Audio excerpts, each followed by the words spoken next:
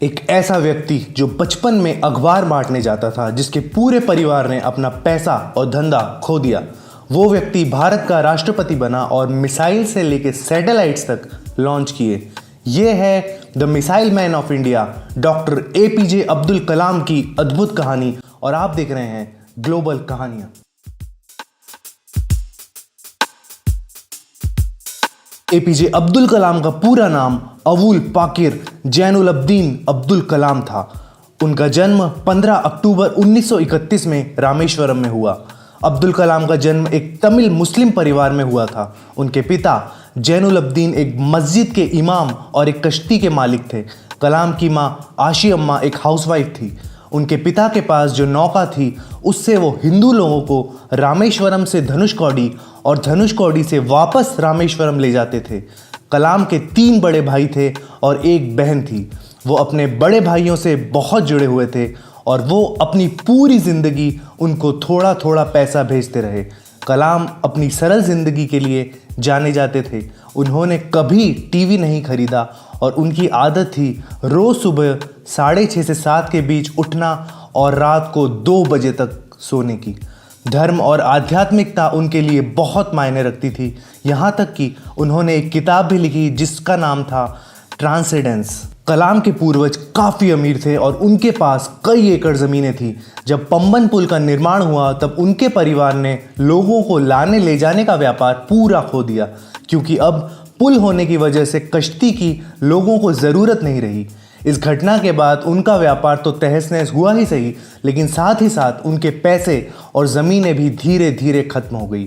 कलाम के जन्म होने तक उनका परिवार पूरा गरीब हो चुका था और कलाम को छोटी उम्र में ही अखबार बांटने जाना पड़ा। जब वो स्कूल गए तब उनके अंक काफ़ी साधारण आते थे, लेकिन शिक्षकों के द्वारा उनको हमेशा एक गजब और मेहनती छात्र बोला गया और उनमें हमेशा एक चाहत थी पढ़ने की। वो हमेशा गणित पर घंटों तक काम करते थे। श्वार्ट्ज हायर सेकेंडरी स्कूल में उनकी पढ़ाई होने के बाद वो तिरुचिरापल्ली चले गए, जहां पर उन्होंने सेंट जोसेफ्स कॉलेज में दाखिला लिया और वो 1954 में फिजिक्स के ग्रेजुएट बने। 1955 में मद्रास चले गए और aerospace engineering Madras institute of technology से उन्होंने की। जब वो प्रोजेक्ट पर काम कर रहे थे तब उनके कॉलेज के एक अध्यक्ष ने उनकी प्रगति देखी और वो उससे बिल्कुल प्रभावित नहीं हुए और उन्होंने कलाम को बुलाया और बोला, अगर तुमने 3 दिन के अंदर अपना प्रोजेक्ट पूरा नहीं करा तो तुम्हारी स्कॉलरशिप वापस ले ली जाएगी। कलाम को इंडियन एयरफोर्स ज्वाइन करने की बहुत इच्छा थी, लेकिन वो सिर्फ एक पोजीशन से रह गए।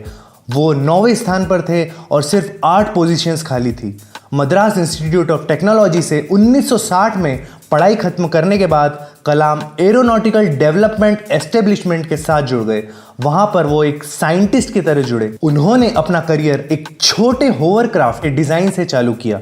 कलाम इनकोस्पार कमेटी में भी शामिल थे, जहां उन्होंने विक्रम साराभाई के अधीन काम किया। विक्रम साराभाई एक बहुत ही जाने माने स्पेस साइंटिस्ट थे। फिर 1969 में कलाम को इसरो यानी इंडियन स्पेस रिसर्च ऑर्गेनाइजेशन में तबादला हो गया। इसरो में वो इंडिया के पहले सैटेलाइट लॉन्च व्हीकल जो कि SLV-3 में प्रोजेक्ट डायरेक्टर थे। इस व्हीकल ने रोहिणी सैटेलाइट को धरती के ऑर्बिट में रखा। कलाम ने फिर एक्सपांडेबल रॉकेट प्रोजेक्ट पर अकेले ही काम करना शुरू कर दिया, लेकिन 1969 में भारत सरकार ने उनके प्रोजेक्ट को अनुमति दे दी और कहा कि उनके प्रोजेक्ट पर एक टीम भी बनाई जाए। 1963 में वो नासा रिसर्च सेंटर में भी गए। राजा रामन्ना ने कलाम को बुलाया भारत का पहला परमाणु परीक्षण स्माइलिंग बुद्धा को देखने के लिए। कलाम ने प्रोजेक्ट डेविल और प्रोजेक्ट वैलिएंट पर भी काम किया और इन प्रोजेक्ट्स में उन्होंने बैलिस्टिक मिसाइल्स बनाई। यूनियन कैबिनेट ने कलाम के प्रोजेक्ट्स को अनुमति नहीं दी थी, लेकिन फिर भी प्रधानमंत्री इंदिरा गांधी ने गुप्त रूप से उनको धन दिया ताकि उनके एरोस्पेस के प्रोजेक्ट्स पूरे हो सके। ये कार्यक्रम जारी रहेगा इस अंतराल के बाद। क्या आप जानना चाहते हैं कि कैसे दुनिया के मशहूर बिजनेसमैन, आर्टिस्ट, इन्वेस्टर्स और लाइफ हैकर्स वो सब अचीव कर पाते हैं जिसकी हम कल्पना भी नहीं करते? क्या आप इफेक्टिव कम्युनिकेशन, लीडरशिप, कैरिस्मा के हैक समझना चाहते हैं?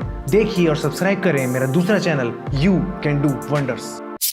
फिर कलाम ने यूनियन कैबिनेट को भी इन गुप्त प्रोजेक्ट्स के बारे में बताया और इनकी महत्वपूर्णता समझाई। इन सब चीज़ों ने कलाम का नाम बहुत ऊंचा कर दिया। इसीलिए भारत सरकार ने उनको उच्च मिसाइल प्रोग्राम्स चालू करने के लिए बोला। काफ़ी सारे मिसाइल प्रोग्राम्स में भागीदार रहने की वजह से उनको मिसाइल मैन ऑफ इंडिया भी कहा जाता है। अग्नि मिसाइल और पृथ्वी मिसाइल को बनाने में कलाम का बहुत ही बड़ा योगदान था। पृथ्वी और अग्नि मिसाइल्स की बहुत आलोचना हुई क्योंकि उनको बनाने में काफ़ी समय और पैसा लगा और इसका मैनेजमेंट ठीक से नहीं हो पाया। 1992 से लेकर 1999 तक वो चीफ साइंटिफिक एडवाइज़र रहे और इस दौरान पोखरण 2 न्यूक्लियर परीक्षण भी किया। इस न्यूक्लियर परीक्षण ने मीडिया में कलाम का नाम काफ़ी ऊंचा कर दिया था, लेकिन साइट के डायरेक्टर के संथनम ने कहा कि थर्मोन्यूक्लियर बॉम्ब का परीक्षण अपेक्षित परिणाम नहीं दे पाया और ये एक असफल घटना थी और उन्होंने कलाम की आलोचना की और कहा कि जो उन्होंने रिपोर्ट दी है वो गलत है। लेकिन फिर चिदम्बरम और कलाम दोनों ने इस बात को खारिज कर दिया। फिर कलाम की जिंदगी में एक बहुत ही बड़ा मोड़ आया। 10 जून 2002 को एनडीए यानी नेशनल डेमोक्रेटिक अलायंस ने कलाम को राष्ट्रपति के लिए नॉमिनेट किया। समाजवादी पार्टी और नेशनलिस्ट कांग्रेस पार्टी दोनों ने इस बात का समर्थन किया और फिर वो भारत के 11वें राष्ट्रपति बने।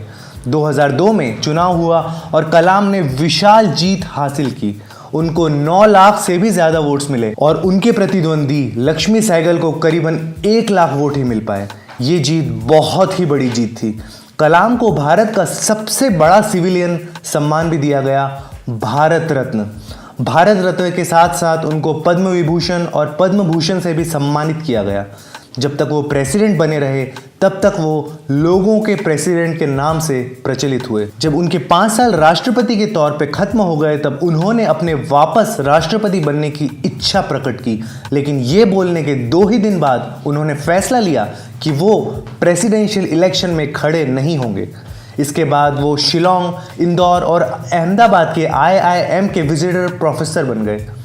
वो Indian institute of space science technology Thiruvananthapuram के चांसलर बने और अन्ना यूनिवर्सिटी में एरोस्पेस इंजीनियरिंग के प्रोफेसर भी बने और भी उन्होंने कई इंस्टीट्यूट्स ज्वाइन किए।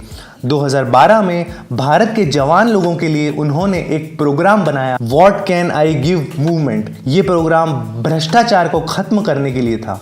कलाम ने काफ़ी सारी बुक्स भी लिखी जैसे India 2020, wings of fire, ignited minds और ये सारी बुक्स काफ़ी पॉपुलर हुई। 27 जुलाई 2015 में कलाम शिलोंग चले गए जहां पर उनको क्रिएटिंग अ लिवेबल प्लानट अर्थ पर लेक्चर देना था। ये लेक्चर उनको IIM शिलोंग में देना था।